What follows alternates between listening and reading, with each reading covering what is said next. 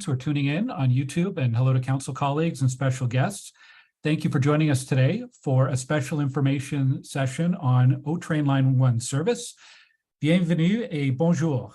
Bienvenue à notre séance d'information. Welcome to this briefing session. My name is Councillor Gower. Transit Commission, and today I'm at Cardell Rec in Stittsville. You might hear some of the day camps here behind me.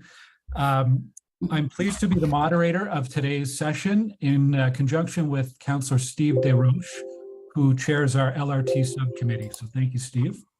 I'll introduce you to our speakers to begin. We have Mayor Mark Sutcliffe.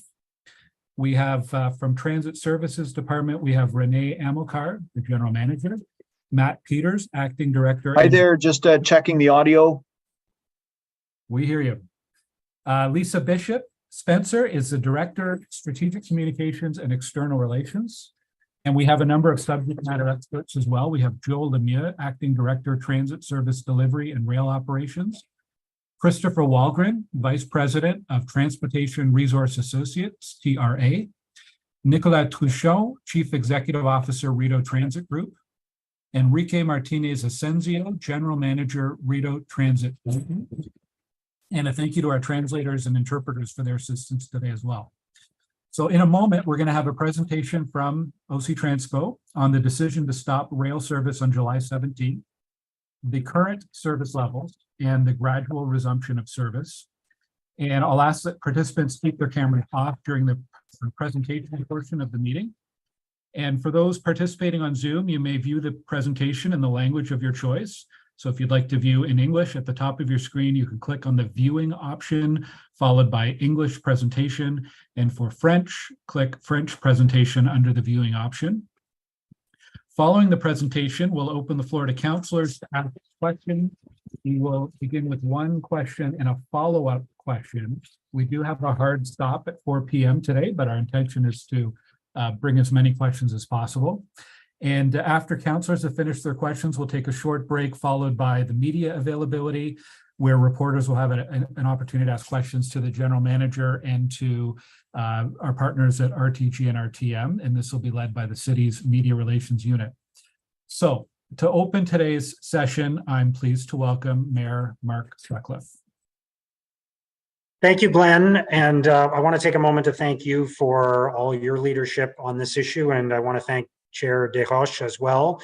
It's been great working with both of you, and I appreciate all the extra time and effort that you've put into the work behind the scenes on this, and in communicating with our customers, with the media, and with the public in general. So I want to thank you for that. Bonjour tout le monde et bienvenue aux membres. Hello, everyone. Welcome to everyone at the City Council.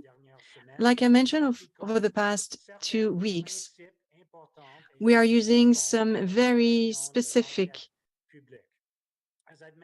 recommendation from the public inquiry. During the past couple of weeks and in media interviews as well, we're operating under some important principles as we work together to resolve the light rail issues that we've been experiencing, and we are following the recommendations of the public inquiry.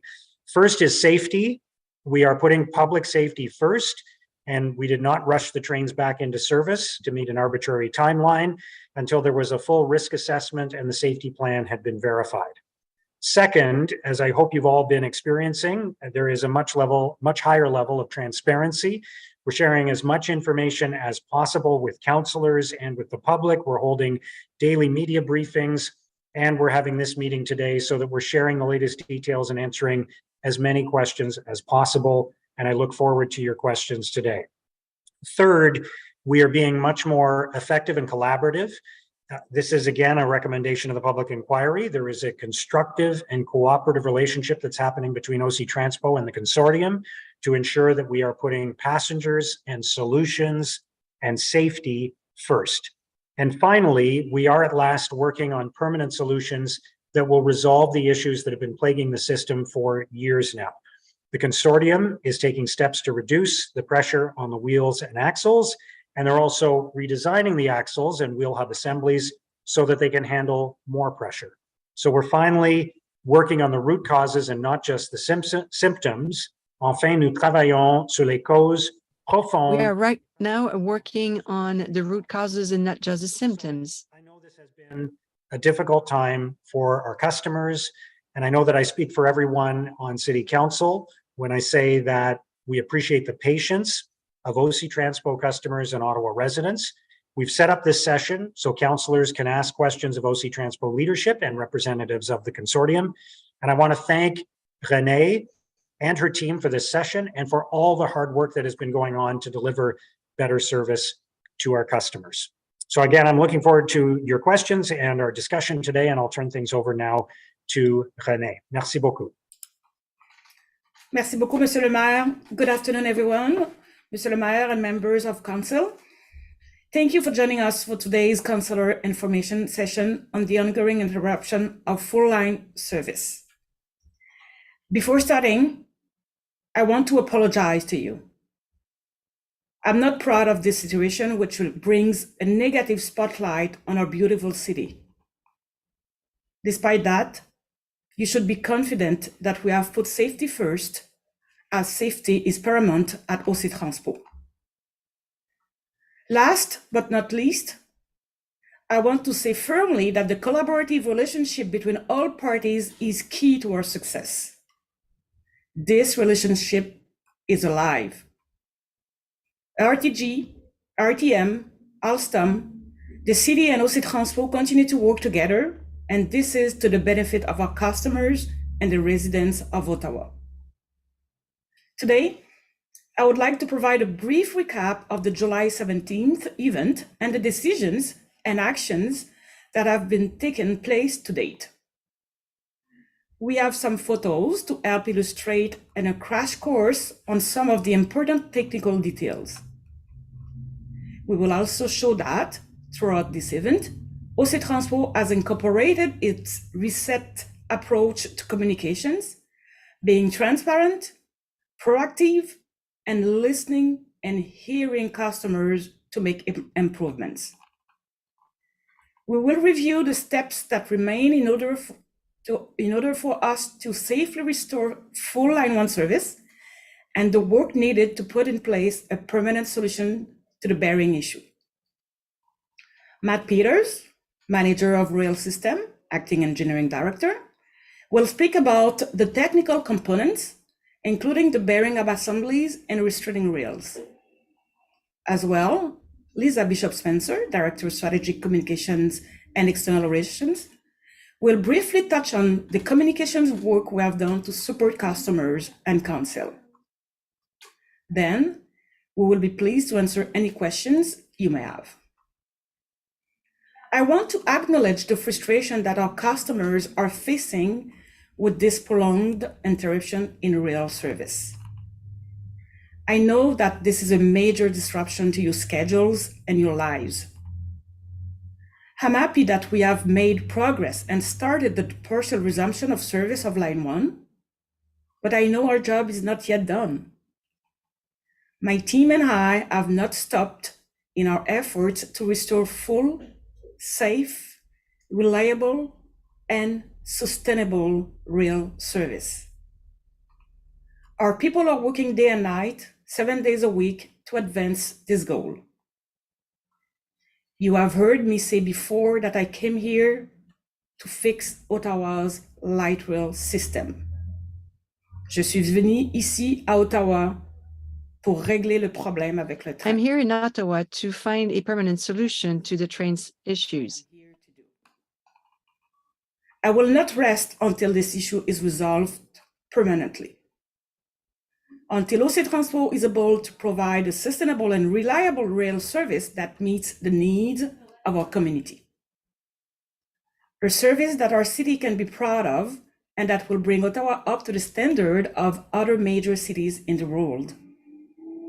This is the goal that we are working towards as a team. OC Transpo, RTG and Alstom are working together collaboratively to fix this problem. Please consider this declaration as a renewal of my promise to you. Nicole, please, can you pull up the presentation?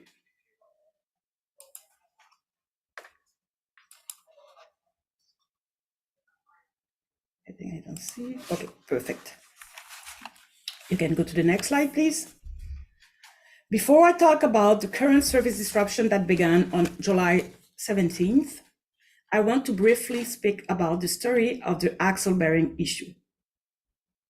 In 2021, should I say, we had a derailment and we treated the symptoms by putting in place a strict inspection regime to ensure the ongoing safety of operations.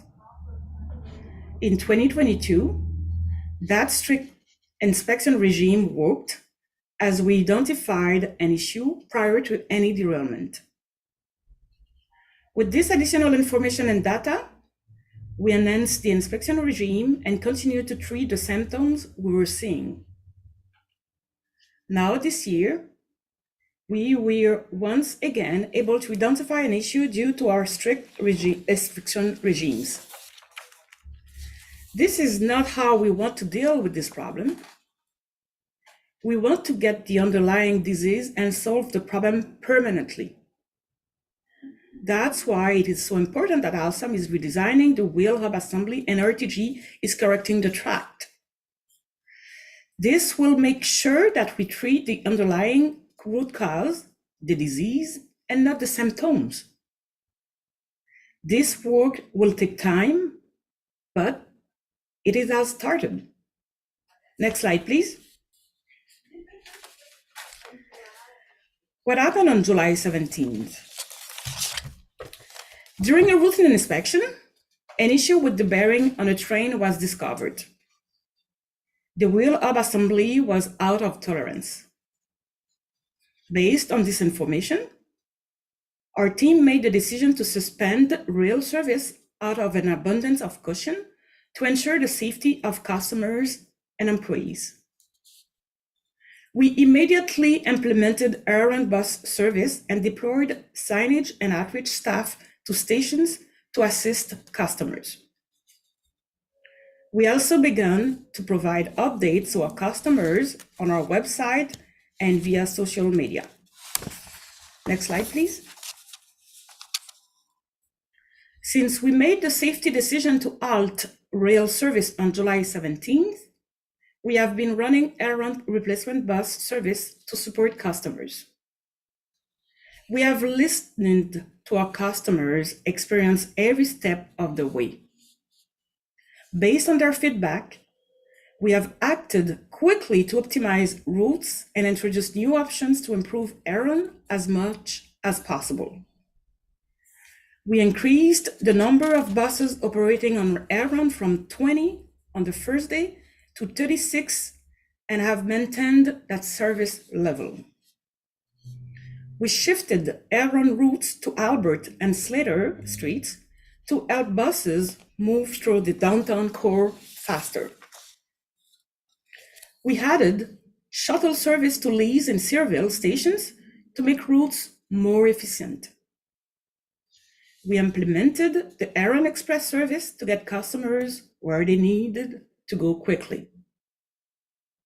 And finally, we added air-run para to address the concerns of customers with mobility needs.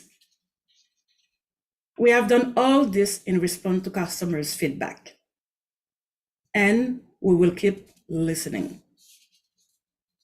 We have also continued to provide a steady stream of information to customers, counselors, and media throughout this ongoing event. We have provided written updates daily and held the frequent media availabilities. We took the time to meet with counselors to hear feedback and concerns, and my team and I have continued to make ourselves available for media interviews. We have also provided a steady stream of information updates to customers on our website, social media, and through the Transit app. Throughout this process, we have made it our goal to be as transparent as possible with counselors and the public.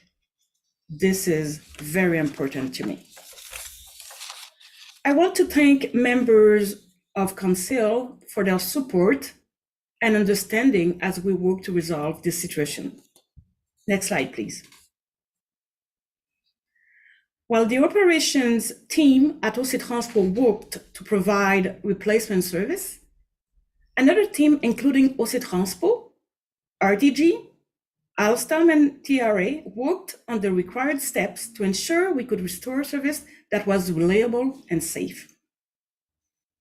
You will recall that I defined 3 milestones then that were critical to achieve before rail service could safely resume. A thorough inspection of the axle hubs of all light rail vehicles, receipt of the report from Texalis, the axle hub manufacturer, or analyzing the out of tolerance hub. The final safety note from RTG and Alstom, which recommended several measures, including preventing any contact between the train wheel and the restraining rail. For each of these, I can provide the following update. All the vehicle inspections were completed on July 24th. The Texalis report was received on July 28th. RTG and Alstom reviewed it and confirmed that the degradation of the wheel hub is similar to what was found on the hub assemblies in the derailment in August 2021 and the previous inspection incident in July 2022. This reinforces Alstom's conclusion that the final fix to the bearing issue is the redesign of the wheel hub assembly, which is now on the way. Finally, to meet the safety note requirements, the restraining rails require or positioning to prevent contact between the rail and the wheel. RTG hired Atkins Global to provide additional analysis on the required adjustment to the restraining rails. In parallel, a risk assessment was also completed. Once we received the results of the Atkins analysis, the work to reposition the restraining rails began on August 3rd. This is very precise and labor-intensive work, and RTG estimates it will take up to 10 days to complete. Over the August long weekend, RTG was able to complete the required adjustment to restraining rails between Tunis-Pasteur and Ottawa stations. Trial running was completed with the fleet of trains to ensure the functioning of the train systems, and the adjustment were successful. To allow the resumption of service between Tunis-Pasteur and Ottawa, all verifications were completed. OC Transpo's engineer department, Chief Safety Officer, TRA, and I recommended to the interim city manager on August 7th to resume the service at 5 a.m. on August 8th. Before trains went into service, OC Transpo also completed a number of startup activities to make sure the stations were ready to welcome back customers. Next slide, please. That brings us to today and our current service levels. Yesterday, Tuesday, August 8th, we were able to restore safe partial Line 1 service between Tunis-Pasteur and Ottawa stations. Single car trains are running every 5 minutes. Service is running well, and the trains are able to accommodate current customers' volumes. We also continue to operate Aran Express, and Aran Para services over the full length of Line 1. As promised, I was the first to board the train. Chair Goward accompanied me from Ottawa to Tunis-Pasteur, where we were pleased to see Mayor Sutcliffe. We welcomed the few early commuters who were traveling at 5 a.m. Next slide, please. The combined team of RTG, Alstom, and OC Transpo, with input from TRA, are working to have full service between Blair and Tunis-Pasteur restored by Monday, August 14th. To achieve this, RTG continues to work to adjust the restraining rails across the alignment. So far, they have completed 12 of the 16 locations required. Prior to full service resumption, trial running will be completed with the full fleet of vehicles, and a note confirming it is safe to resume operations will be provided for the remaining section of the line from Blair to Ottawa. Service plans continue to be finalized, but we anticipate that when full service resumes, 11 single car trains will operate during the morning peak period, and 13 single car trains will run in the afternoon peak. During the remainder of the day and on the weekends, 9 single car trains will provide service until the end of August. This will accommodate current customer demand during the busiest times without the need for errand bus service. It also allows OC Transpo to sustainably manage fleet availability over the long term. My team continues to evaluate the service plan for September when ridership increases as many people return to school and work.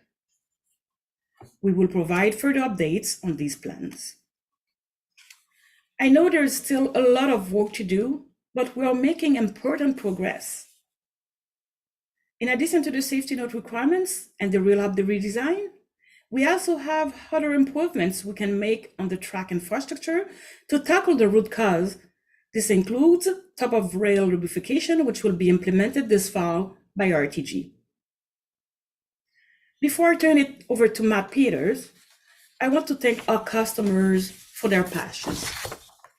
As you heard today, we are making real progress toward our goal of restoring full, safe Line 1 service for you and towards the ultimate goal of delivering permanent solutions to fix the bearing issue for the future. Matt, please. Thank you, Renee. Today I'm going to go through the different components of some of the parts we've been talking about recently as it relates to the hub assembly and restraining rails. Here's a photo of a single LRV. Each single LRV has 5 bogies in total. Each bogie has 2 axles for a total of 10 axles per LRV. Each axle has 2 hub assemblies for a total of 20 per LRV. Next slide, please.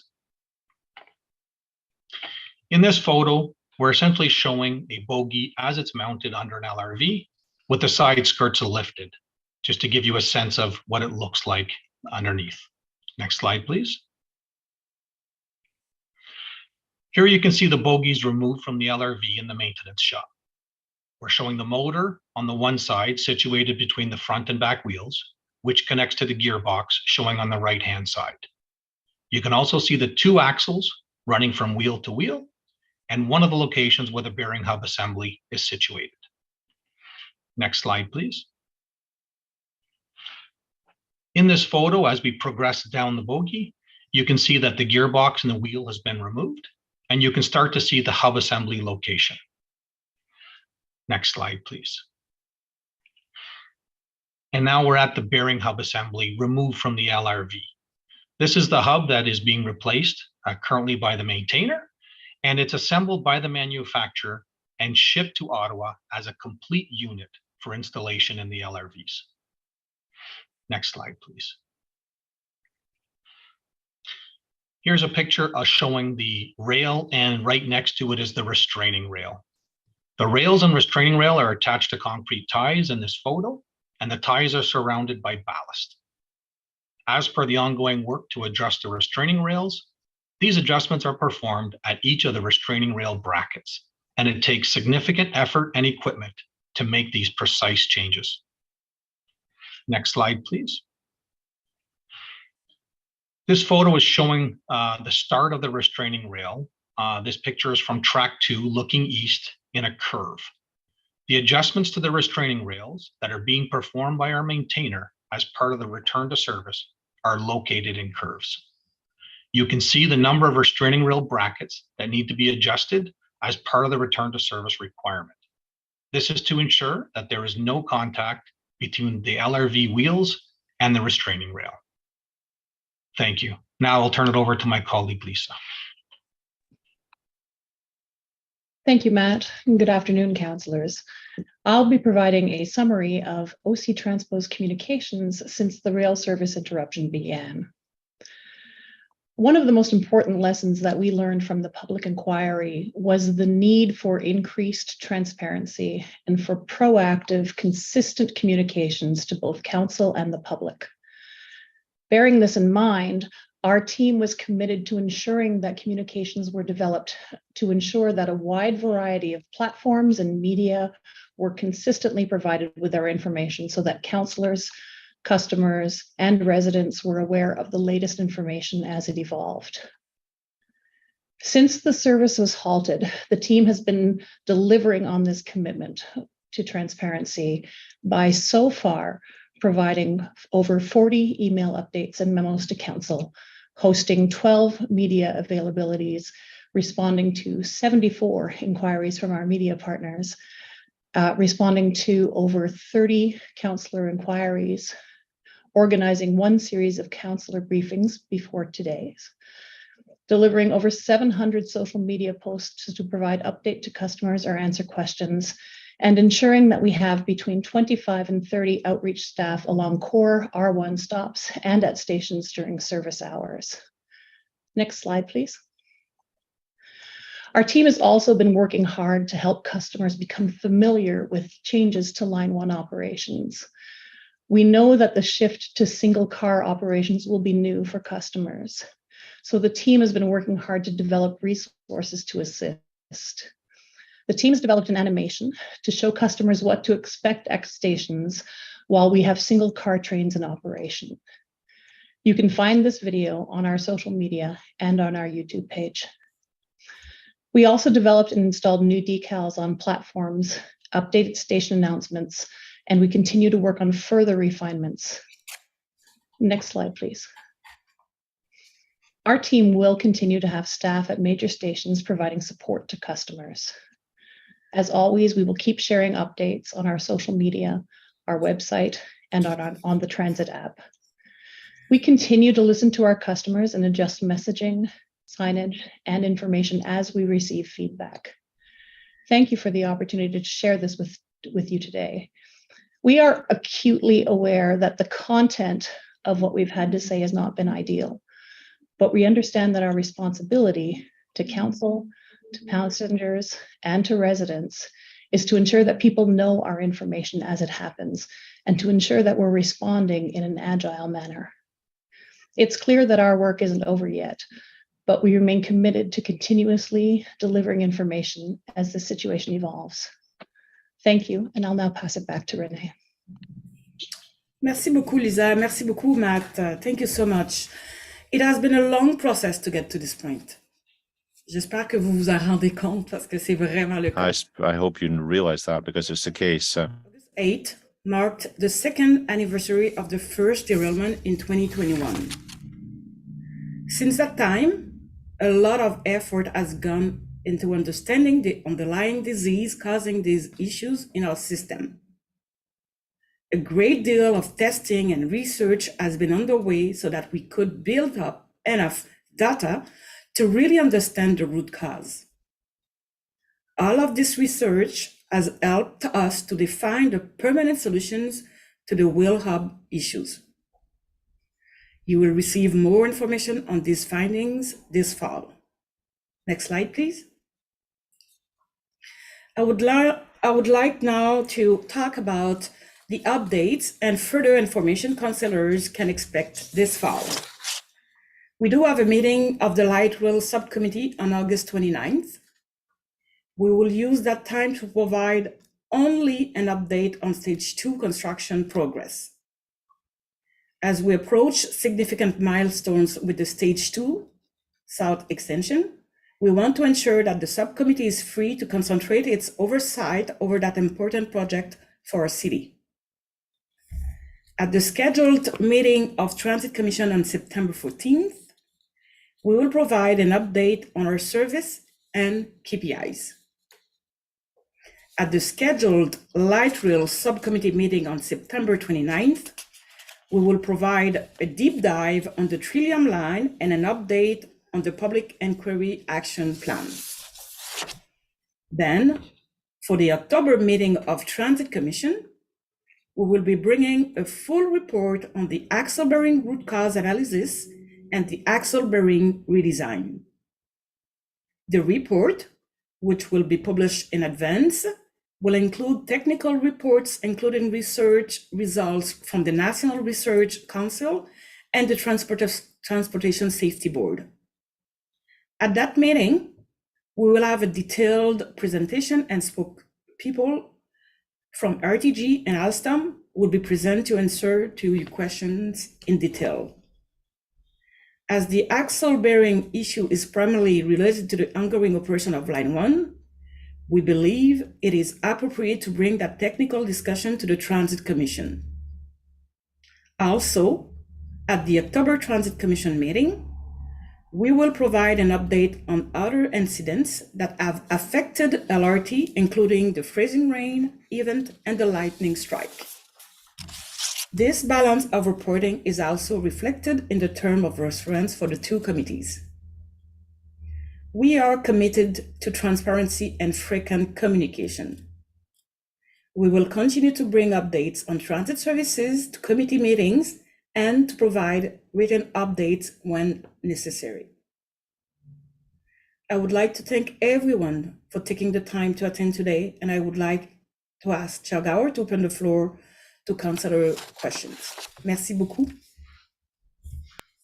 Merci, Renee, and Matt and Lisa as well. Thank you. For questions, we are going to use the raise hand function. So if any counselors have questions, please raise your hand on the Zoom screen. We'll begin with one question and one follow-up per counselor, and then we'll see how we are on time. And if we have time for more questions, we'll continue with questions. Counselor Leeper, you're the first with a hand up, so please go ahead.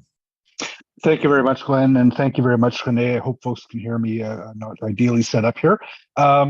With respect to the restraining rails, my understanding is that you are moving those by very small fractions. I think, in a matter of millimeters. How rigid are those? How stationary are those once they've been put in place? Do we anticipate that they would move at all? Are we going to have to do this every year? Can you give me a little bit of color on that, please? Thank you for the question. I would ask Enrique to answer to that question, please. Thank you very much for the question, Councillor Leeper. Well, the movement we are doing at this moment, it's about a few millimeters beyond the tolerance that we already had in the project. The situation before we did the new engineering assessment for that movement was that the tolerance of this restraining rail was between 42 millimeters up to 47 millimeters.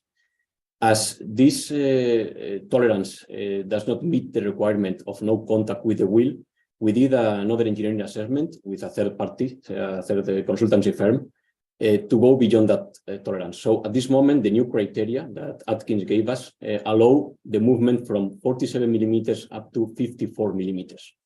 It's a very small movement, but we are talking about a very heavy steel profile. The weight could be about 40 kilograms per meter, something like that, more or less. So how we are doing the movement? The system was prepared to work with different tolerances, with different gaps. So the movement consists in replacing a shim that is between the restraining rail and the bracket. So introducing different shims with different thickness, you can adjust this position. So at this moment, what we are doing is to removing some or all of the shims and then putting back the restraining rail against the bracket and tightening again. So this is the process we are following. Et conseiller, si je peux me permettre d'ajouter aussi que Alstom va mettre en place aussi un système de vérification. Alstom also has an oversight system to make sure that things are not moving and to make sure there's no contact between the restraining rail and the wheel. And if it does happen, we'll be able to know what the problem was, in fact. Okay. Thank you for that. Does it diminish does the added distance diminish their effectiveness in terms of what they're intended to do in the case of a derailment or preventing a derailment in case something goes wrong? No, and the restraining rail normally has a passive role. It's just in case it has to be here. And unfortunately, we have contact between the wheel and the restraining rail. So that's why Alstom as asked to avoid all contacts. So this restraining rail will do the passive role, and when it will be required, the restraining rail will do its job. Okay. Merci beaucoup. Okay, thank you. Councillor Hill. Thank you very much, Chair Glenn. Just this is a bit of a follow-up to that, I suppose. So if there was contact between the restraining rail and the wheel hub assembly previous to the July 17th event, then I guess my question would be, was it installed out of specification, or how did we get into a situation where there was contact between the wheel hub assembly and the restraining rails if it wasn't intended to have that purpose? Enrique? Yeah, thank you for the question. No, the restraining rail was designed and assembly following the specifications. We need to understand that in a railway is even considering that the restraining rail was designed with a passive criteria, which means that in normal condition there is no contact between the wheel and the restraining rail. This distance we are talking about millimeters. It's a matter of a balance, which means the restraining rail should be very close to the wheel to contain a derailment in case the derailment happens, but should be in a distance that there is no contact between the wheel and the restraining rail. What does it mean? It means that normally there is no contact, but in some occasions, in some cars, because of the different parameters, the elasticity of the wheels, the bogies, there could be contact. And this is what was happening in the past. It's totally normal. It happens in all the railways. Passive restraining rails have occasional contact with the wheels, but then we have this updated requirement from the safety note from the rolling stock manufacturer that requires zero contact. Zero contact means go beyond the technical specification of the system, the original tolerances of the system. And this is why we perform an additional engineering assessment to, okay, keeping the restraining rail effective and ensuring that the restraining rail is protecting against the derailment, how far we can go in this distance. And this is the output from the Atkins report. Et si je peux me permettre, conseiller, parce que ça, c'est important aussi. I think this is an important point. Let me make it when the contract was signed, and it was an American company that supported a city in designing the tracks, and we know that the vehicle is a European make brand. In the US, it's quite common that all rail systems come with a restraining rail fitted. This wasn't the case in Europe at the time. Today, it's more common in Europe. In the US, given that there are restraining rails on the curves across the country, it means that vehicles are built to withstand constant contact with the rail without it causing problems. Now, the issue here in Ottawa is that we have a train that was designed for American trains with European trains on the track, which weren't designed for a restraining rail. And this is why we're seeing a conflict between the trains and the restraining rail. And we've done tests. And Alstom has seen or found that this contact is on a constant basis, even if it's minimal contact. And given that the contact is constant, it creates fatigue, and that fatigue means that the bearing deteriorates in a premature way. Thank you for that answer. So I guess what I have heard is that it was because of the proximity of the restraining rail being too close to the wheel hub assembly that there was excessive contact, and the concern is that that's one of the reasons why that system is now out of the tolerance for the wheel hub. Is that correct? C'est un peu plus gros. Well, it's more than that. First of all, we knew that the symptom was play in the bearing, and we've done tests, and now we understand why that play came about. Why is there play? Well, because there are external forces which are being applied on a constant basis on the axle through the wheel. And that force was not desired. The vehicle was not designed to stand this constant force or pressure. So to deal with the source of the problem, we have to either reduce or eliminate these external forces or pressures by preventing constant contact between the wheel and the restraining rail, while that allows us to reduce the fatigue, which is brought about because of the constant contact. That's the first thing. Second thing, we have to add lubrication in the curves because you know that the train system has already been greased. We're going to add grease on the curbs to reduce the friction at that spot to reduce force further.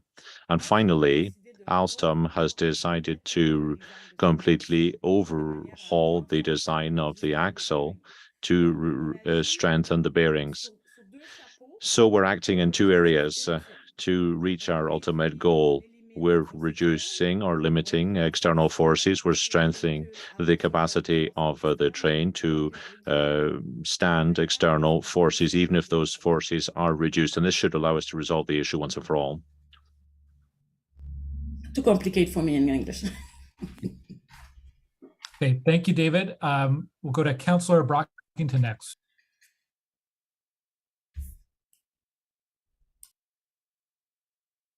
Councillor, I can't hear you. It looks like you are unmuted, but I'm not hearing any sound.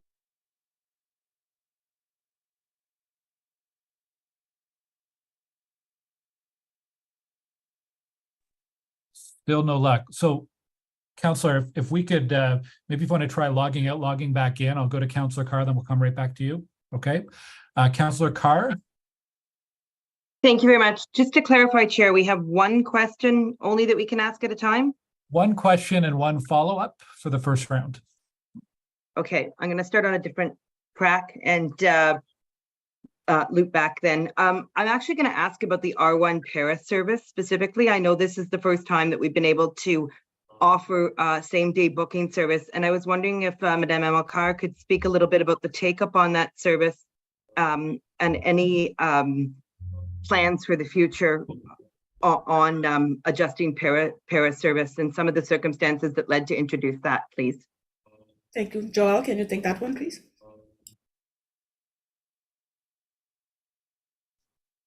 Thank you for the question.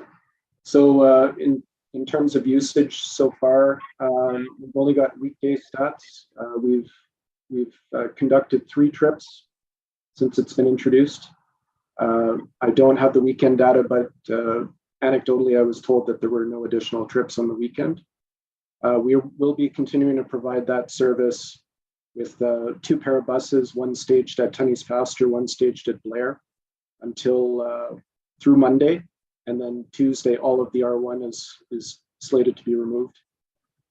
As far as plans for the future, we're going to take that away along with all of the other lessons that we've learned throughout this to build a plan for next time to make sure that we're prepared.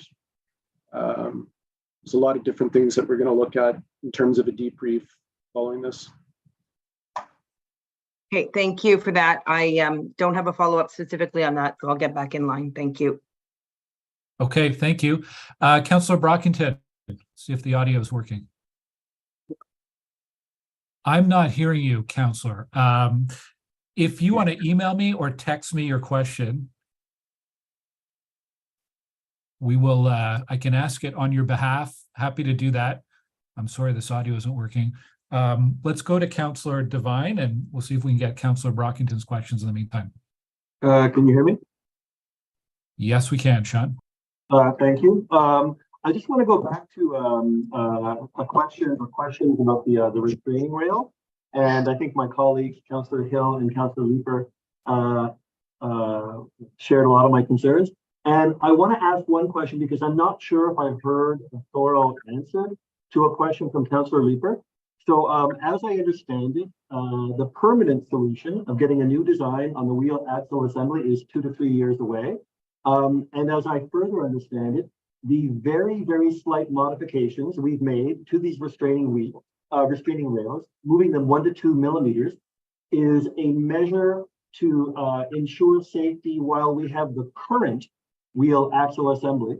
And so my question is, if the precise positioning of these restraining rails is so critical, and if it's 2 to 3 years until we implement the new wheel axle assembly, is there a chance that these restraining rails will move, again, the other direction for 1, 2 millimeters, and that we will require ongoing reviews and possibly adjustments of these restraining rails over that 2 to 3 year span?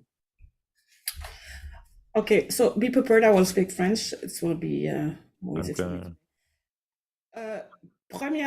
Well, firstly, the restraining rail will be constantly monitored by Alstom to make sure there's no contact between the wheels and the rail. That's a step that will be taken on an ongoing basis. It means that we have to apply paint. There are all sorts of steps that have to be taken here. Secondly, each measure we take, each step we take has a role to play, but it's all the measures together that'll make all the difference. It means that avoiding constant contact between the wheel and the restraining rail, adding lubrication on the top of the rail and the curves. And also, I forgot to mention, but I could go further here. We're currently working with RTM, RTG and Alstom for months now. We've been working for months on this. We haven't yet finalized what we're doing, but we'll present the results in October. We're working on smart bugs. We want to install a system on the trains which will detect a possible derailment. All that together, together with the new inspection system that Alstom is requiring, means, and Mark showed you this, there are 5 bogies on a train, and the bogie 5 and 1 at the tail and the head of a train.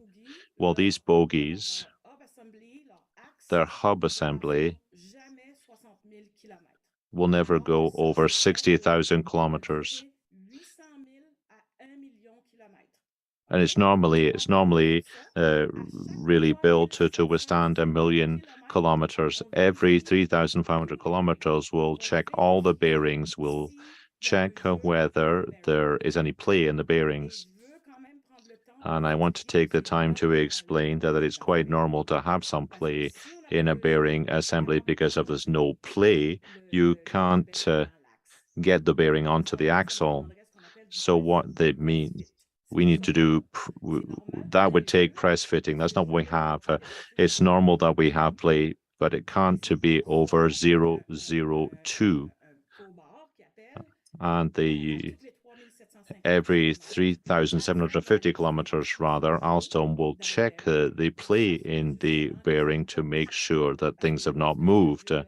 Because if the play increases, it means there's a problem. This is why we are putting forward a permanent solution, the redesign. I'd like to repeat that, it's very, very important. The redesign will strengthen the bearing, and so the trains will be stronger, more robust to stand up to external forces. In addition, we're working to reduce external forces by increasing lubrication and also by preventing the restraining rail to be in constant contact with the wheel of the train.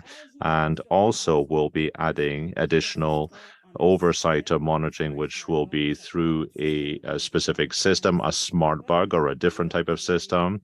And this should help us to really see when a derailment might actually take place.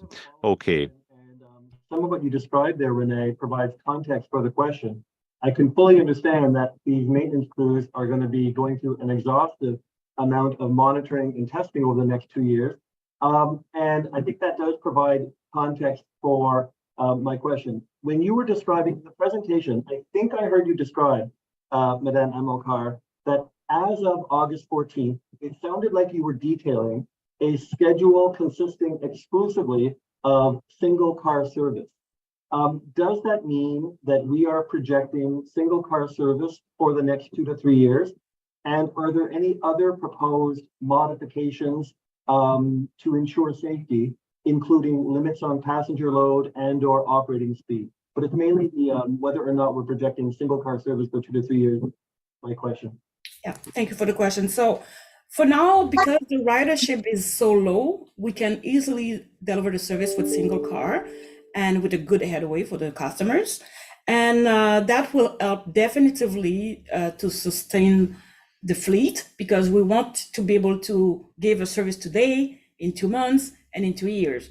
So to do so, because now of the new regime, which consists to change all the axles for bogie 1 and 5 every 60,000 kilometers, that will bring a pressure on Alstom's team to be able to change those, to have the pieces, etc.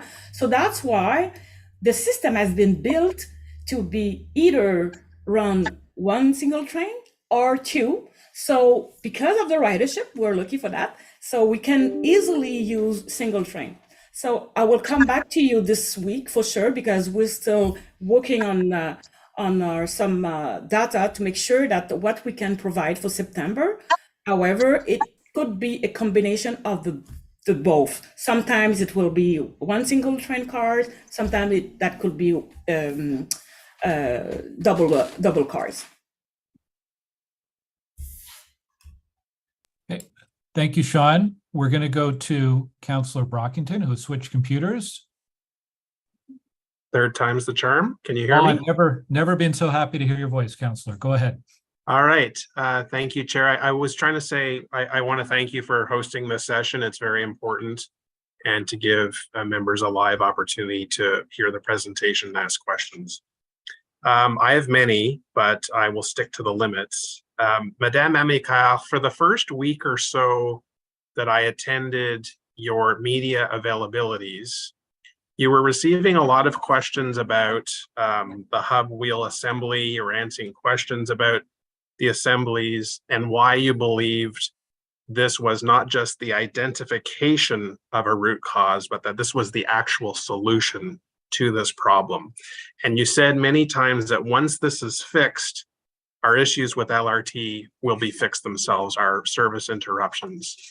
And I just want to throw out a concern here, because this is not the only issue that still plagues our system.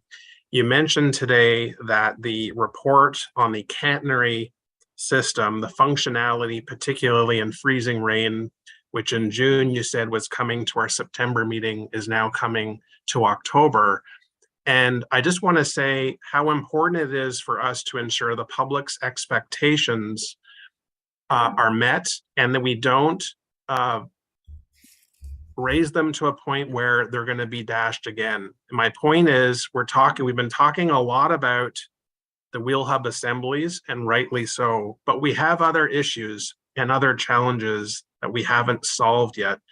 The TSB report, final report is still due, and the catenary system, we still haven't received a report on root causes there, and more particularly the solutions. So can you just talk to the fact that in addition to the wheel hub assembly, there are other challenges for the LRT that must be solved, and the timelines of those reports, if there's anything else you can add?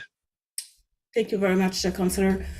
Definitively, it's an error, because I cannot say that we will never have any problems with the LRT, because around the world we have problems with LRT, with buses, etc. However, what I have said, for this particular problem with the bearing, which was the cause of the derailment in 2021, I have said so many times we're working on the symptoms, but now we can work on the disease, so that permanent fix will resolve the problem. Okay, so definitively we will have other issues, and what I have said as well is I want to be able here at OC Transpo to respond quickly to those issues, to make sure that we can continue to augment clientele's experience. I will never, and if I have said that, it's not true. We will continue to have problem, for sure. We will continue to maintain the fleet. We will continue to measure. That's why I used to share KPIs with you during the Transit Commission. We will continue to do our due diligence, but things will happen, and we will make sure that with our partners, we can respond as quick as possible. And as Lisa said as well, we will learn from the past. It was a lot of learning. We had a lot of opportunity to learn during this problem, and we'll continue to listen to our customers, to hear them, and to make sure that we can improve the service. But I have to continue to say that we will continue to have challenges with the LRT, with the buses, with the parabuses, etc. Our capacity to answer to those issues will help a lot to the customers' trust and for sure their experience. Thank you for that. And Chair, if I may, can you or the mayor clarify where we will be having a discussion on potential compensation to riders, whether it's going to be at the August City Council meeting or the September Transit Commission meeting, and whether staff are working on options, plural, for our consideration, whether a cost analysis is being done, costs associated with not paying RTG, RTM, the monthly payments versus the new costs that we're paying to run the service, additional buses. Is all that financial number crunching being done now? And if it is going to come to council or transit commission, will we be presented with a number of options for our consideration? Thank you. I can begin with an answer, and if the mayor has anything to add. So 2 weeks ago, I did ask our city manager and Madame Amilcar for that accounting. And Renee has committed to having all of the accounting to us by the next Transit Commission meeting. If we have it earlier, I'm sure it'll be made available earlier. Ultimately, any decision on compensation that involves finances has to be done at council. So we could certainly have a conversation at Transit Commission, but ultimately it would be City Council that would need to make the final decision. So the dates around when that discussion or conversation would happen are to be determined. Mayor, do you have any other comments or anything to add? No, that's a good summary. Thank you, Glenn. Thanks for the question, Riley. Okay, thank you, Riley. Councillor Menard on first round. Thank you very much, Chair. Everyone can hear me okay? Okay, great. Just appreciate the update here. My question is in relation to the Transportation Safety Board and what kind of communication we may be having with them at this time. And I asked this question because they had issued us a letter, I believe it was February 2023. February 2023, that had described a number of what seemed to be similar issues that we're experiencing now. And they had described a safety concern for the public in that letter. And they talked a lot about the free play in the hub assemblies, and they talked a lot about the fact that we needed monitoring devices. And they say that to date, other than ongoing cartridge assembly free play monitoring, no concrete steps have been taken to resolve the safety deficiencies identified in the RSA. And so my understanding now is we're going to continue to do that monitoring, although on a more frequent basis. But are we doing anything to resolve the previous RSA that was provided by the Transportation Safety Board that indicated potential safety issues for the public other than just that continued monitoring? Thank you, Councillor. First, I would like to say that on July 17th, when we had this issue, the Chief Safety Officer called TSB to inform that we just found this LRV with this problematic. And 1 week later, I think TSB called us to say that they won't do anything with that because that has been found during an inspection regime, which is excellent. That's why we have inspection. It's to be able to find those kind of things. So, but we're still working with them, and we'll let them inform for sure. And all the mitigation measure that we have put in place, and I talk about the smart bugs. It was one of the recommendations from TSB as well. So we are working very, very closely with all of those recommendations, either from the public inquiries report, from TSB, NRC, Alstom, RTG, RTM, ourselves, etc. So yeah, it's a collaborative work that we're doing, and it's very, very complex. It's not simple. It's not only one thing. It's a combination of everything. And I think that we have done our due diligence. Okay, yeah, so I thank you for that, Madame Amilcar. I just want to make sure that we're going to be implementing, given what we've seen, the TSB letter came to fruition, there were concerns. We had to pull our transit system for upwards almost of a month. So they mentioned things like heat detection systems within the wheel hub assemblies.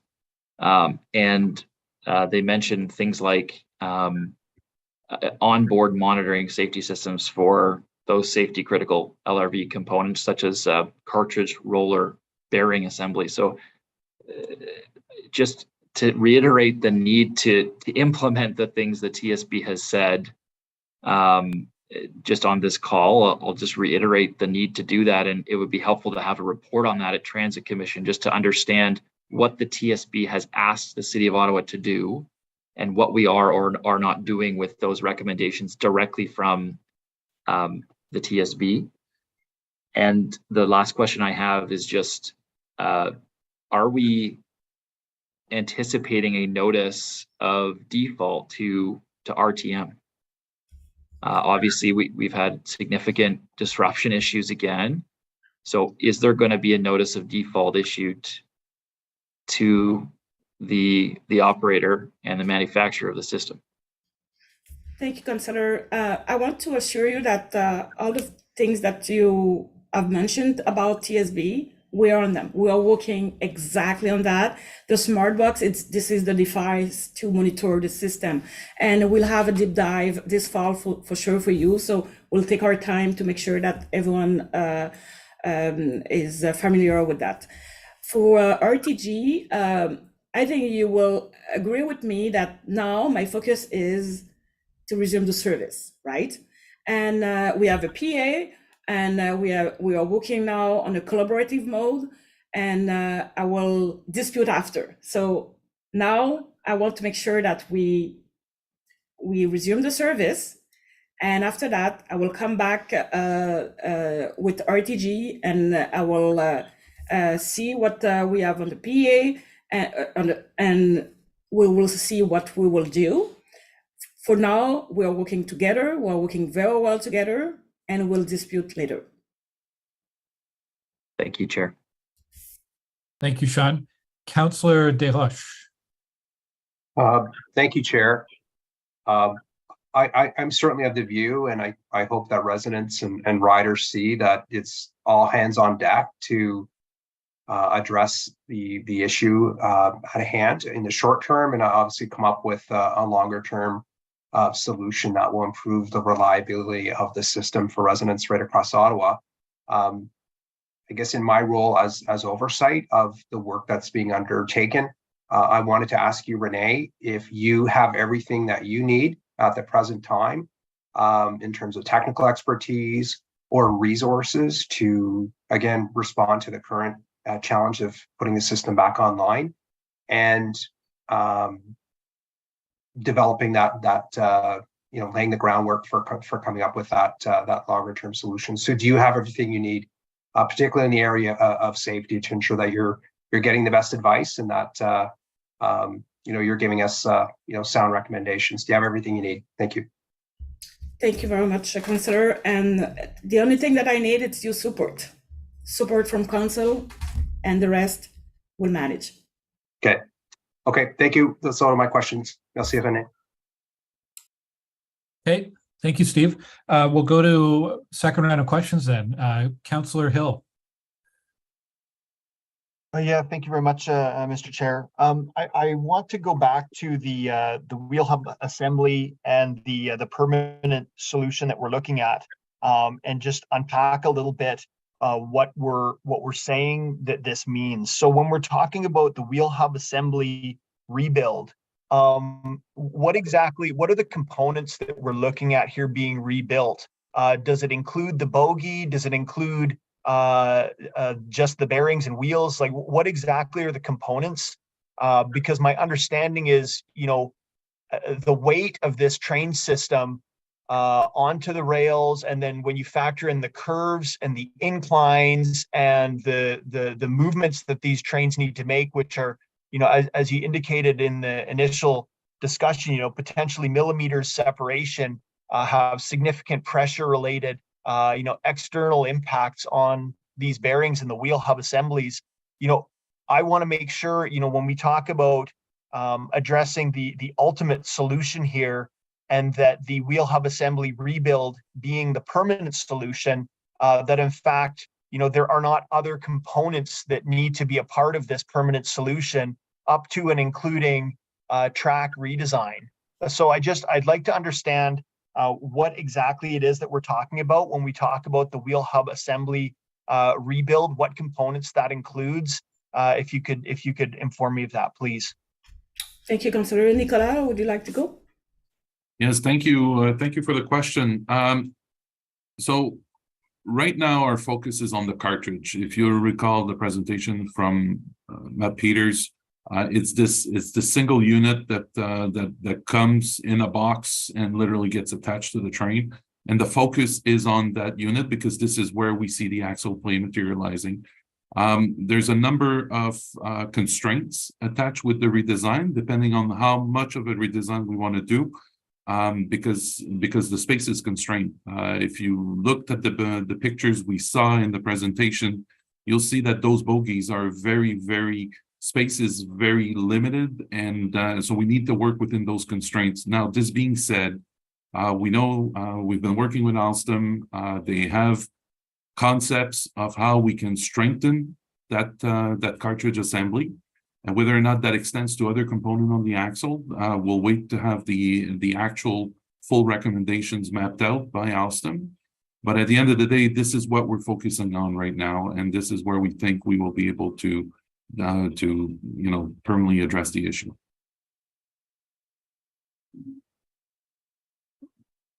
Okay, thank you very much, Mr. Chair. Okay, Councillor Carr. Hi, thanks very much. My question is not dissimilar from Councillor Hill's, more of a follow-up. So just, looking at the issue that arose this year, it arose right after Blues Fest. I know I was on those trains every day. It's volumes on the trains that hadn't been seen basically since the launch. The derailment last year in August also happened just after Blues Fest, which there was a lot of traffic on the trains as well. Like, overall, is there general concern that the trains themselves are too light to handle the traffic long term? Is it more than the wheel? I was interested to hear Madame Makar's explanation of the fact that it was a sort of a European train that had been built on an American track. Like, longer term, do we think that as the system's expanding, we're hoping to attract more people to transit, that these vehicles are the appropriate vehicles for Ottawa? Merci pour la question. Les trains ont été conçus pour avoir 300 The personnes. train was conceived so we have about 300 passengers per train, per wagon. And this comes back because after the Blues Fest, we had a high volume. The cars were tested. in terms of weight and capacity. What we're looking at right now, we're talking about bogie number 1 and 5, the one at the head and one at the tail. Every 60,000 kilometers, we will be changing the hub. These hubs were supposed to be changed only after 800 kilometers. So this is very safe within the system. Also, there will be no more contact between the restraining rail and the wheel. We will be able to reduce the fatigue of the different components. At the same time, we will be lubricating the top rail in curves to reduce the friction coefficient. This will reduce the external forces. And then we have a long-term solution with Alstom. They will be redesigning the hub. We will have a new design that will be much more robust, resistant to these external forces. Thank you so much. Thank you for all your work. I saw over the past 3 weeks that you improve communication. I think that the residents are very happy about that. Thank you so much for that. And thank you for all the explanations. Because it's very technical, I understand that. My pleasure. Thank you very much. And I'll just echo what Marty said. The communication has been excellent. And even though I've been away from town and email, I feel as though I walked into this briefing with a lot of this information already at hand. And thank you very much, Glenn, for making sure that the many materials that OC is putting out have been crossing my desk. The one thing I don't think I have a good handle on is with respect to installing redesigned cartridges on the trains and when that will all be done. My understanding is that the timeline is roughly 1.5 to 2 years to complete that work. From what I've heard, the cartridge, like a new bearing assembly, is not yet designed. So that's going to be one phase of the work. Then, of course, it has to be procured, it has to be machined, it has to be assembled, it has to be shipped, and it has to be installed. Where are we from seeing those different steps accomplished? When do we expect that we'll hear that there is a final design for the final axle bearing solution? And then when do we expect that we would receive a shipment of an assembled component that we can put on our trains? Mr. Mayor, are you willing to share the info that you follow with your meeting with Alstom? Sure. Would you like me to do that, or do you want? Yeah. So I think what we heard from Alstom and me corriger si ce n'est pas ce que vous avez compris. Please correct me if you didn't understand well. It's a long process. So the design, they're going to try to expedite it as much as possible, while still obviously putting the emphasis on safety. But the design itself will take up to a year. And then there is the manufacturing that will have to take place. And you listed a bunch of things that are all part of that process. The one that I would add to your list, Jeff, is testing, right? So they have to be manufactured and then installed and tested rigorously before they are, and perhaps at that point there might need to be some adjustments made. So the design itself will take a year, and then it's, the manufacturing process. After that, testing, implementation, which could take another year, and it could take longer. Let's be honest about it. It could take longer than that. And in the meantime, that's why we'll be swapping out the axles every 60,000 kilometers. Okay. Are there companies that are prepared to start manufacturing a redesigned assembly? I'm worried that there may be backlogs of work. I mean, obviously, a lot of people are looking for a lot of light rail right now. They are committed to do so, and it was the part of the documents that I absolutely wanted to receive before to resume the service yesterday. Okay. Sorry, forgive me. I think I'm out of bounds asking a sort of a third question, but a year to redesign it. So can I just ask why so long? I mean, I'm not going to go upstairs and whip up a new assembly design today, but it seems like a long time. If you want to take a shot at it, Jeff, we're... Je peux répondre parce que j'ai travaillé aussi dans l'aéronautique, alors c'était la même. You know, I worked before that in aeronautic. Rails is also a very complex situation. I think you had very good questions today. We're talking about a plot of 1 to 2 millimeters. So imagine a new product that will be designed. First of all, it has to be done by many engineers and specialists. And you're right. We can ask why. But then we have to look at the interaction on the rest of the system. But what is the good news is that Alstom already started on the new design. They have a commercial agreement with RTG. So this is a fact. So the work has already been started. Then we will be receiving a prototype. We might receive 1 or 2. We will be using for a little while.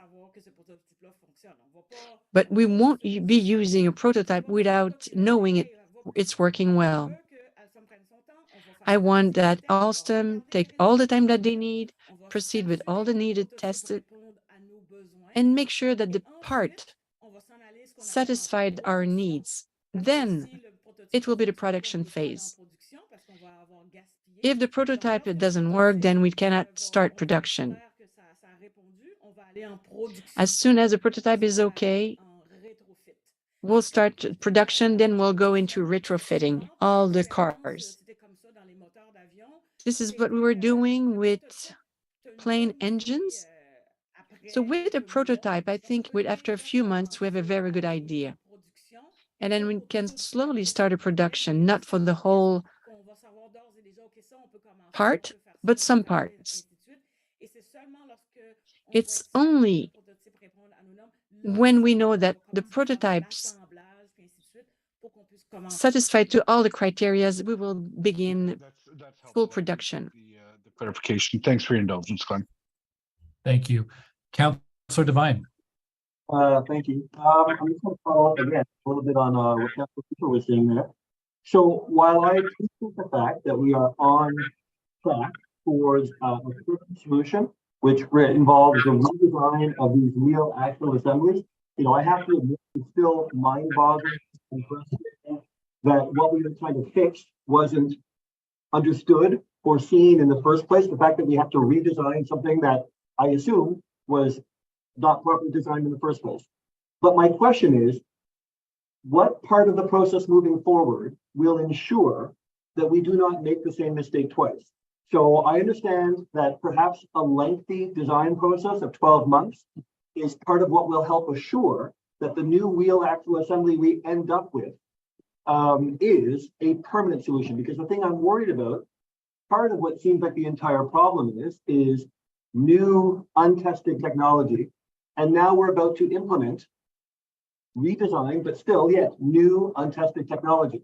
And I'm glad that if that's the permanent solution, fantastic. But can you just tell me what about the next 2 to 3 years, design, prototyping, and testing will ensure that the permanent solution is in fact a permanent solution, that we're not back at square one again? So I just want to jump in for a quick comment in response to what you're saying, Sean. And I'm not an engineer, obviously, but so anybody on the call can correct me on this. I think to be clear, when something like a wheel assembly and axles or an engine or any piece of any design that has moving parts, when it's designed, it's not that there's a good design and a bad design. Like, it's not binary, right? There isn't a thing that will work and a thing that will not work. There typically are things that will work and things that will work better. And you learn from designing something, implementing it, you encounter some problems, you improve the design. So I think we're not moving from a design that doesn't work to one that does work. We're moving to a design that will work better. And I think that's important to understand. We're, again, as I said at the beginning, we're on the one hand reducing pressure, the pressure that will be on the axles and wheels, and we're increasing the capacity of the axles and wheels to withstand pressure. So we're doing both those things, but there is still going to be pressure. There's still going to be contact. The trains will make contact with the tracks. That's how it works, So I think what we're focused on is improving things so that the thresholds are better and the level of contact is reduced to within an acceptable area. So forgive me for, offering a layperson's perspective on engineering, but that's my understanding of it. Did anybody else want to answer? Councillor, I don't hear you very well. Matt, can you answer? Maybe if you no, okay. Can you try to maybe ask your question again? And your introduction, I missed your introduction, unfortunately, so I cannot say if it was okay or not. I could summarize. It's how can we be sure we're doing this differently this time? We're good engineers the last time, and things gonna work. How do we know it'll be different this time? Okay, thank you very much. So I think the prototype will be very important. And that's why I said we will take our time this time, right? We won't rush anyone. But KPIs will measure things. We will, and we know where we are now, and we know where we want to go. So we will be able to measure. I think it's very, very, very important to test and measure. And we'll be, as usual, very, very transparent with you as council, and we will present everything to you before to move forward. Thank you. I'll be the 30th person to say I'm not an engineer. So I'm not an engineer, but I do understand that force, speed and weight will increase force and friction. I will handle a curve a lot easier, a speed curve, if I go around the curve slowly. Even when we get our new wheel hub assemblies, will we still have any kind of risk? Will the trains have to have lower speed around what we know are tight curves to avoid excessive amounts of force and friction and pressure along those curves?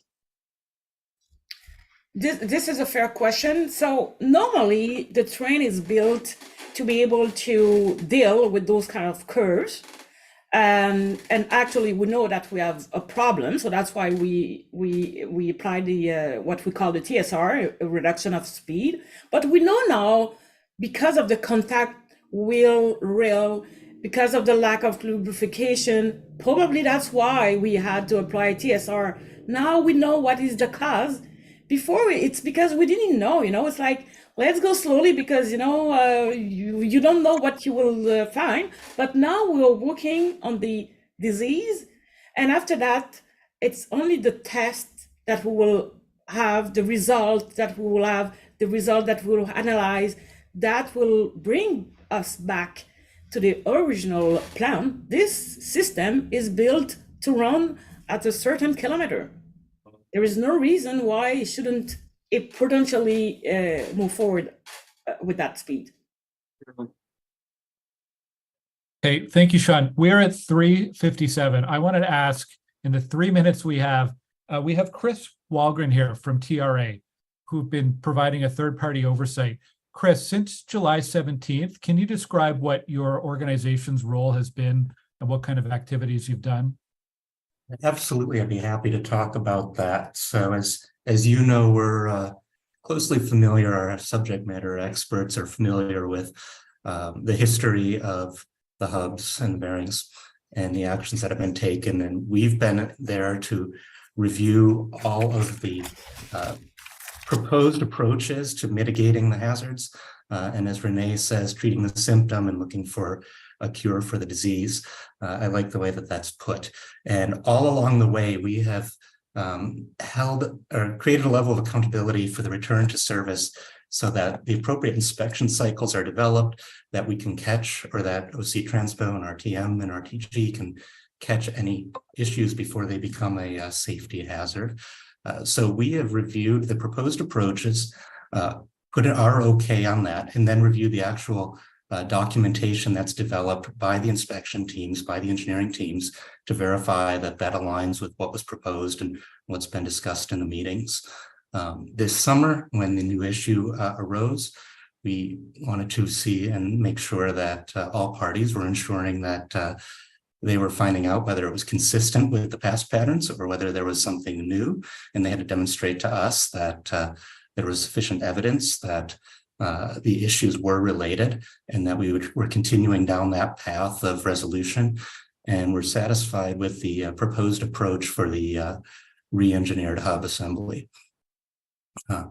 Throughout this, we've looked at the schedule. We've always put safety first and emphasized that safety must be put first before return to service. We know there are a lot of pressures to return trains to operation. We're big fans of getting those trains back into operation, but we also know that all the right check marks must be checked off before we can return to service, to put it on a very simple level. But we've had engineers and subject matter experts looking at every part of the process that's been developed, and we've been working with Alstom, RTG, RTM, and OC Transpo officials throughout the process to make sure that they're crossing all their T's and dotting all their I's.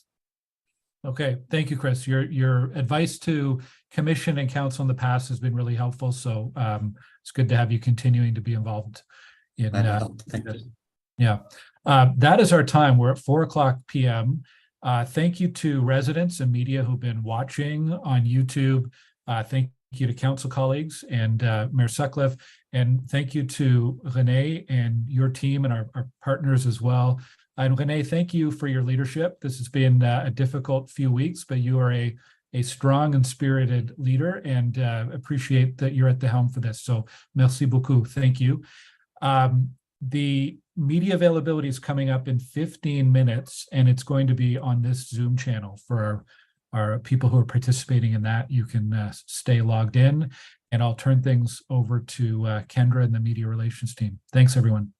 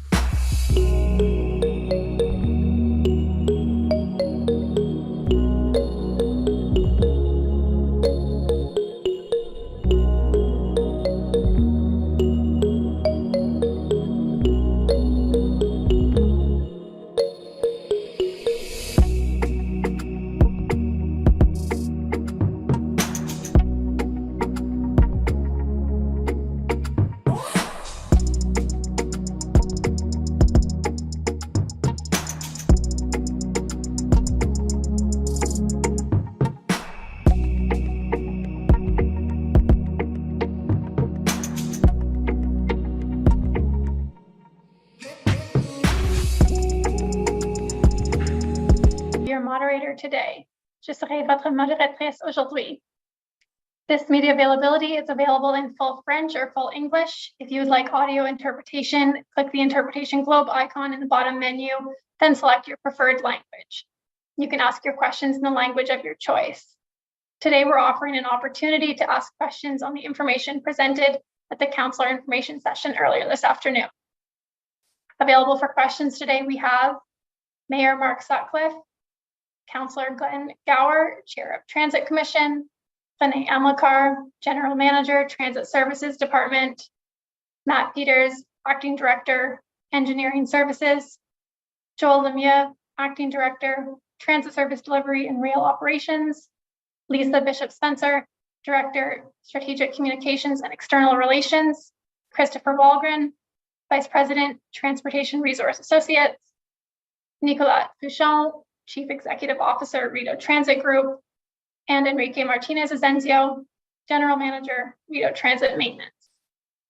I will now invite each agency to ask their questions in alphabetical order. You may ask one question with a follow-up.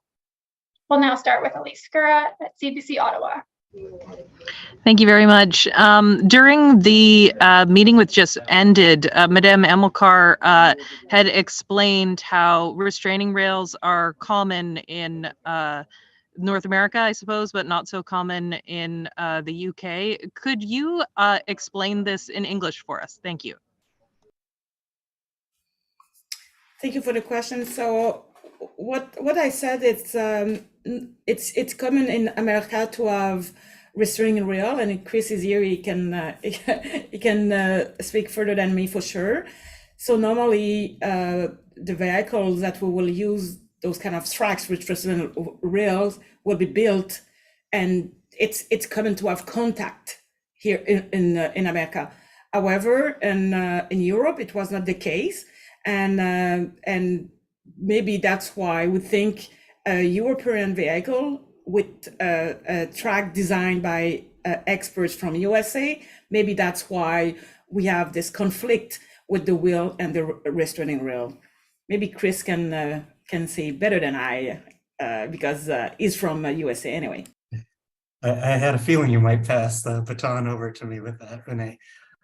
Yeah, one of the things that we do see when we bring rail vehicles over from Europe to North America is that there are operational differences here and engineering differences that are required on vehicles for the types of operation we run. So it's not I would say it's not uncommon to run into unexpected issues. That's happening here in the States right now with the new Amtrak high-speed rail cars. As they're being tested, we're discovering what wasn't known in the engineering. In the case of the restraining rails, as you spoke of at OC Transpo, we do incorporate those into a lot of designs in North America as an extra layer of safety. And some of that just comes into the mindset that we have with our rail transit systems here in the state, in North America rather, to just give that extra layer of safety. Okay. And in terms of that, it sounds to me like kind of a mismatch between a European train and an American rail. And I'm just wondering, since that's been something that's kind of been discussed now for years as a potential issue, then why was this restraining rail problem not brought forward earlier? Thank you for the question. I don't want to say it is the problem. The only thing that I said, it's normally because the track has been built with USA experts versus the vehicle, maybe there is a conflict there, but we're not 100% sure. Because I know, as I said, that in USA, we can have contact with the wheel and the wheel and the restraining rail without any problems. So here it's a problem. So we will need to better understand that. However, the good thing is now we know that Alstom has requested that they don't want any contact anymore, and which is good because we will avoid extra force. Sure, but was this the first time that was did this come as a complete surprise that the contact is a problem, I suppose, is my question.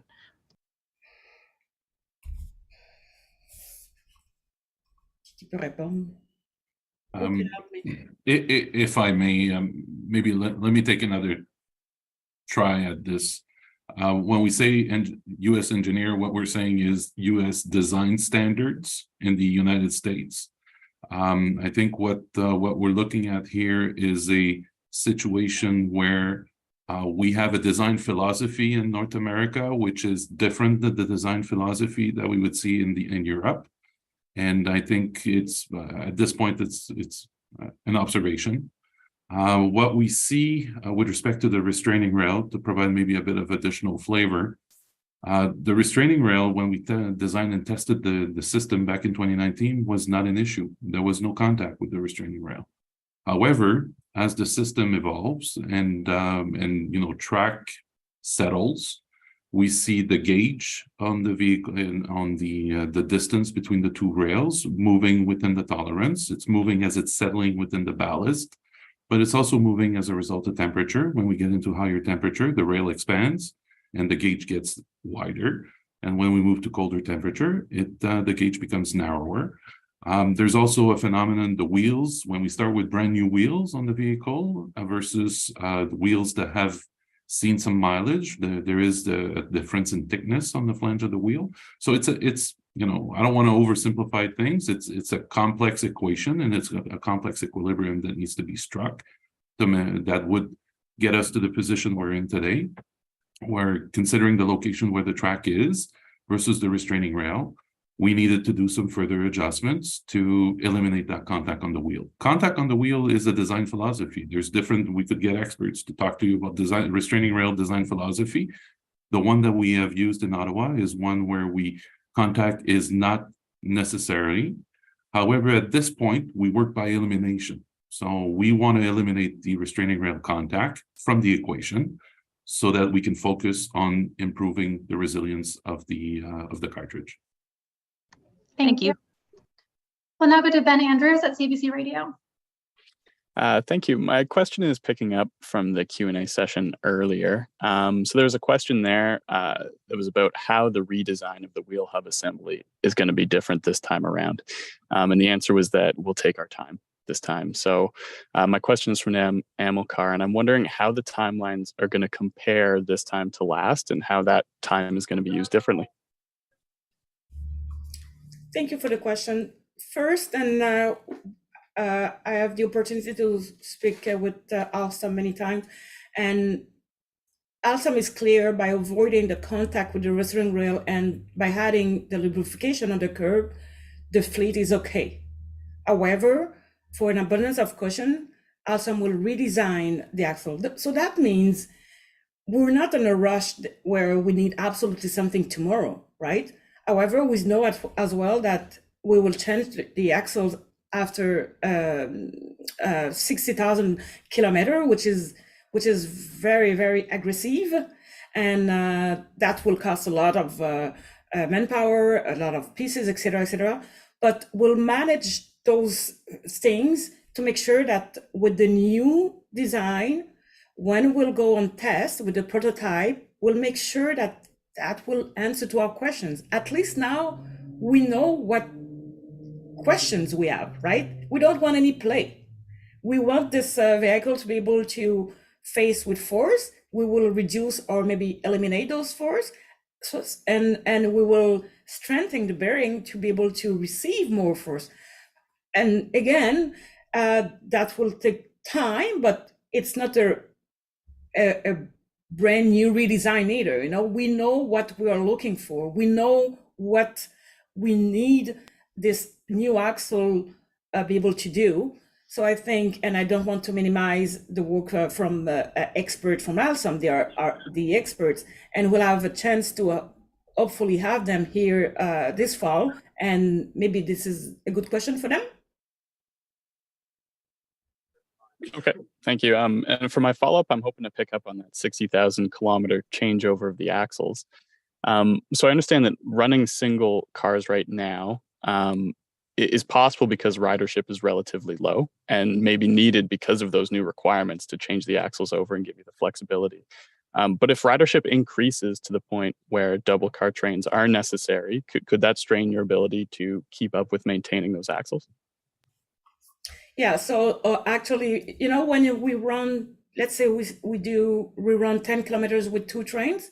So the kilometer is augmented for both of trains.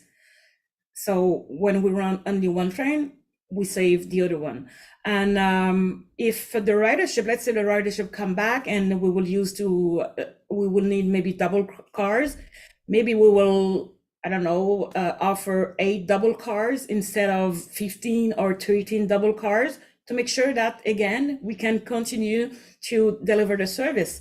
And the sustainability here is the key point, because we know it's safe, we know we can, but we want to make sure that we don't give a service for a certain time, and after that we have to ground the fleet because we will need to maybe change the axles or proceed with inspection, etc., etc. So this is for industrial engineers, and Alstom has a lot of good people to manage that, and we support them on that process.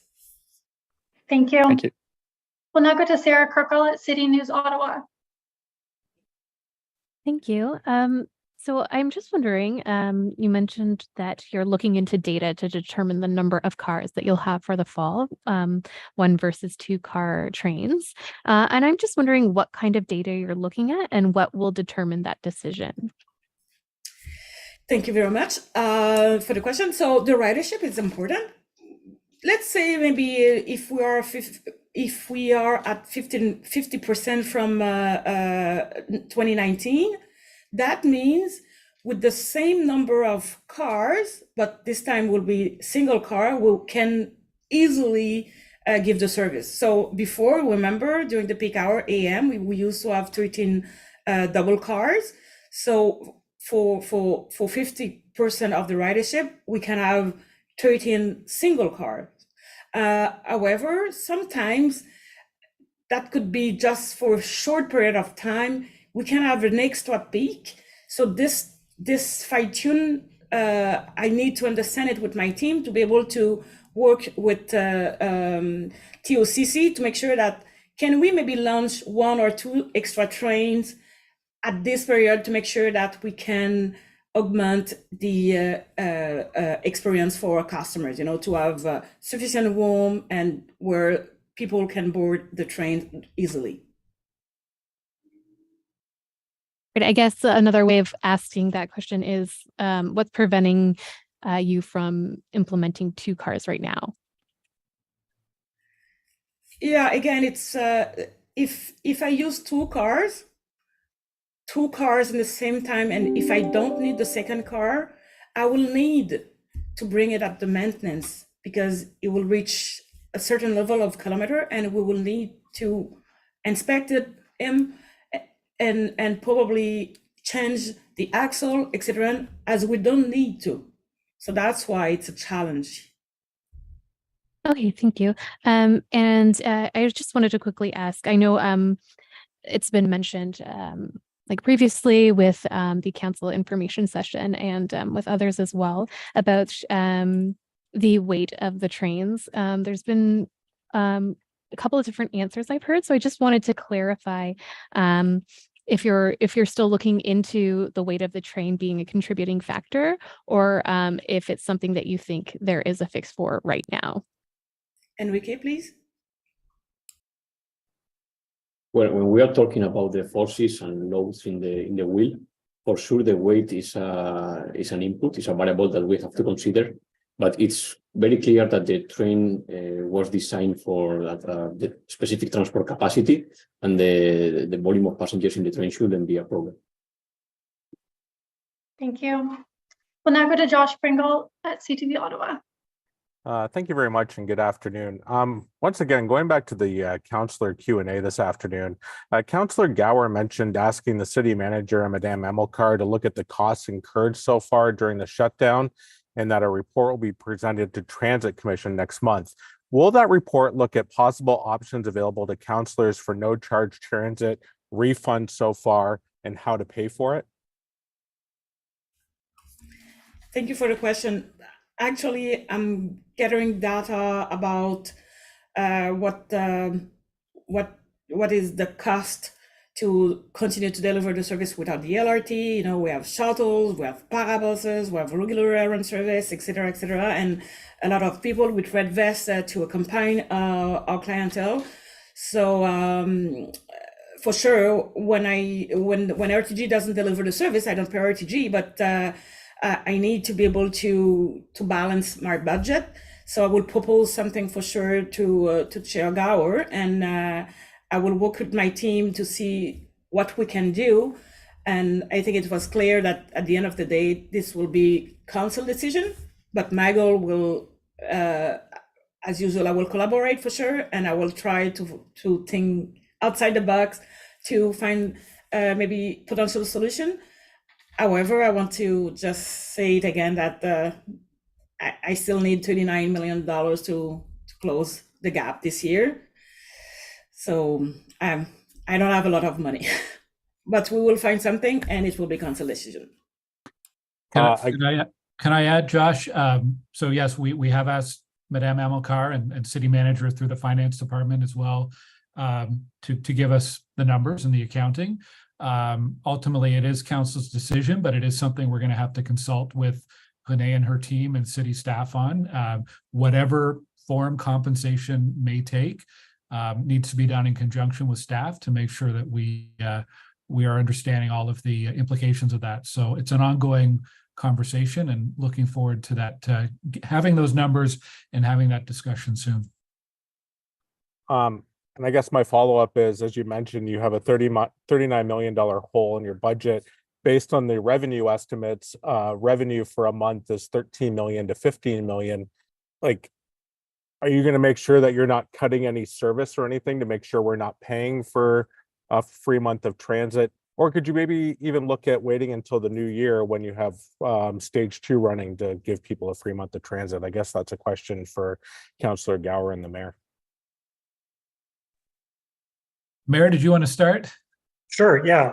Thanks, Glenn, and thank you for the question, Josh. And, you know, I know that there are a lot of questions about this. I want to reassure people that all options are open and that we are going to have a meaningful conversation about it. I know people are anxious to hear something about it, but we're not in a position to make a decision about that in the next couple of weeks. And the timing of any decision we make, obviously, will be important, because we don't want to announce on, for example, I'm making this up, but we don't want to announce something on September 8th and then a whole bunch of people, or even frankly, August 31st, and then a whole bunch of people have bought their bus passes and transit passes for the month of September, and they wish they hadn't, because now there's going to be some other offering. So whatever is decided will have to be done and will have to be planned out carefully so that customers are well aware of what's being offered and when they can capitalize on it. All options are on the table, but let's be clear about the financial limitations here. We can't just, print money to provide a discount or free service to our customers. Whatever it costs us to provide free service or any compensation to our customers will have to come from somewhere. It doesn't come from nowhere. It doesn't come from some profit, some vault full of profits that we have. It will come from some other place. So we will either have to increase taxes or cut spending in some other area in order to achieve that. So that's not ruling it out. We're going to have a fulsome discussion about it, and all options are on the table, but we need to be realistic about the fact that we're talking about compensating taxpayers with their own money. So there will have to be the money will have to come from somewhere. And just a quick clarification, would this be a discussion that will happen at council in 2 weeks, or we wait until the September Transit Commission meeting before any discussions like this begin? I'm happy to hear what Renee and Glenn have to say about this as well, but my expectation is that it won't. The next council meeting is next Wednesday. Is it next Wednesday or is it the following Wednesday? It's the following Wednesday. Sorry, you're right. So it's in 2 weeks. I don't think we'll be in a position to discuss it at that time, because I think more work needs to go into whatever would be proposed. Thank you. Thank you. We'll now go to Joanne Lashes, the Ottawa Citizen. I think Josh just asked the questions that I had on my list. Thanks. Okay, thanks, Joanne. Nous allons maintenant à Francis Rochon, TVA Ottawa Gatineau. TV Ottawa Gatineau. Hello, my question is for Renee Amilcar. What I'm trying to understand here is the following. Now, you say you've discovered that the rails were not compatible with the train, that there was constant contact. How is it possible that you didn't see this in the studies that were done for this project? How was it possible that you missed it? Thank you very much for your question. Well, Mr. Truchon said this earlier. During the test, there was no contact. I wasn't there at that time. I don't have the data. But what we do know today, through the tests we've done, is that there is contact between the wheels and the restraining rail. And this is why we took the decision, why Alstom said that we had to reduce the forces, because this additional force created fatigue on the bearing and led to premature deterioration. So this contact has to be avoided. I don't know what happened at the start of the system. Was it because the system was new, there was no contact, or was there contact, we didn't realize it? We don't know, but to establish that there was in fact contact happening, we had to do tests. We had to do the tests with the vehicles that you saw during the July shutdown. Today, what is certain is that there is contact, and what else is certain? We have to avoid that contact. I needed a response in French. My second question now. So you're repositioning the restraining wheel. You've done 12 out of 16 already to avoid contact, right? This is a temporary solution. You mentioned that it would take 2 to 3 years to put in place the permanent solution.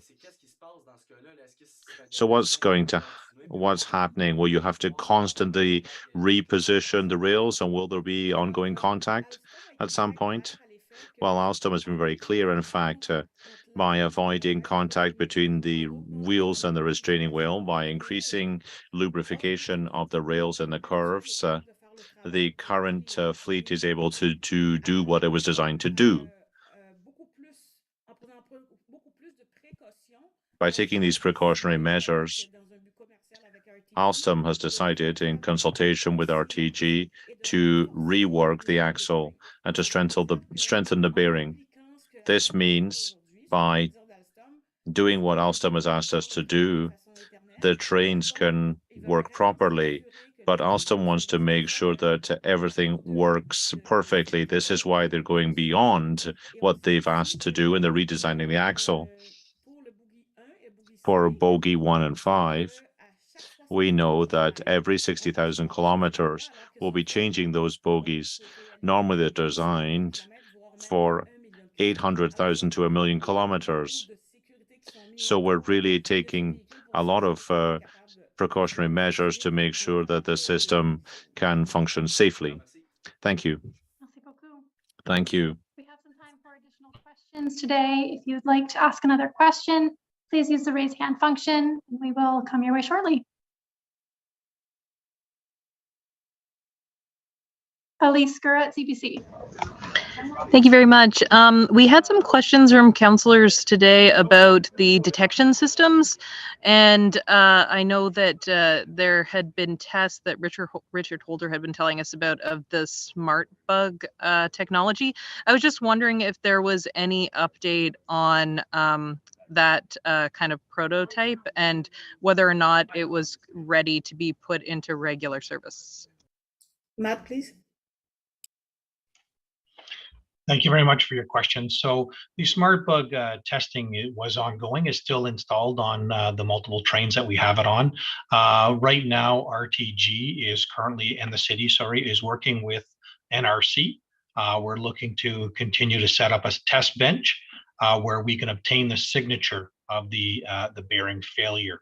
And that signature is important so it can be detected by the smart bug, so we understand what that looks like to move that forward. So that is still a work in progress. I think the test bench is coming up. I'll ask Nicholas to maybe weigh in here, but I think that's coming up in the next few months. Thank you for the question. And yes, we are. The consideration is because we're running first and foremost revenue service and we want to do it safely. We've been with the testing we've done so far has not been able to identify the signature just because we replace the axles before they start showing a signature. So validating some of the safety parameters that we already have in place. So now we want to move to a test environment where we can push the cartridges further and into the deterioration process and see at what point we start registering the signature for this to become a viable system for day-to-day usage on the fleet. So right now we're working towards testing in the fall with the National Research Council. Thank you. Thank you. Next, we have Sarah Kripal at City News. Thank you. So I know it was mentioned that there were each wagon can hold a capacity of around 300 people. I'm just wondering what that capacity was during Blues Fest, if you have that data available. Joel, please. Yes, so during Blues Fest, we operated 2-car trains and each holding 300. A 2-car consist would have had up to 600 passengers on it. We didn't have fully loaded trains at all times, so they wouldn't have all been 600 passengers, especially on the later Blues Fest nights. But certainly some of the heavier nights, the trains were well loaded up to that capacity. Okay, thank you very much. And then I guess that leads into my next question is, how can you ensure if there is a capacity limit of 300, how would you ensure that ridership doesn't go above that? Is that something that you would monitor? Is that something that's typically done? Is that something that you would look into at all? Joel? So that occurs naturally. The trains would have to be, that sort of Japanese vision of being stuffed onto a train. That's how you get to 600. You never get to that level of loading on the trains, especially for events like that. We have staff on the platforms to prevent the trains from being overloaded. We also have a remote camera monitoring of the platforms in the control center. And we work quickly to depart the trains when they've reached loading capacity that we're comfortable with. Okay, perfect. Thank you. Thank you. Enfin, nous allons à Francis Rochon avec TVA. And finally, Francis Rochon, TVA. I have the same question as my colleague from CBC, but in French this time. The smart bug system, which would allow you to detect potential derailments. Do you have an estimate of when this will be installed? Thank you for your question. We're still at the testing phase. And what we're looking for really is to see when the smart bug will give us a signature. That's to say, at what stage of deterioration of the bearing will we have a signature? We can't do that on the main line because it's a line that carries passengers. So RTG and ourselves are in discussion with the NRC to do a testing bench, and that'll allow us to push the data to their extremes, and then we'll be able to generate the signature. And if that doesn't work, we're going to have to look at other options. There are several tools on the market. We have to see which one works for us. Thank you. Fantastic. Enjoy your day. Thank you. This brings us to the end of the media availability. Cela conclut le point de presse d'aujourd'hui. Thanks for your time, everyone. Thank you. Merci.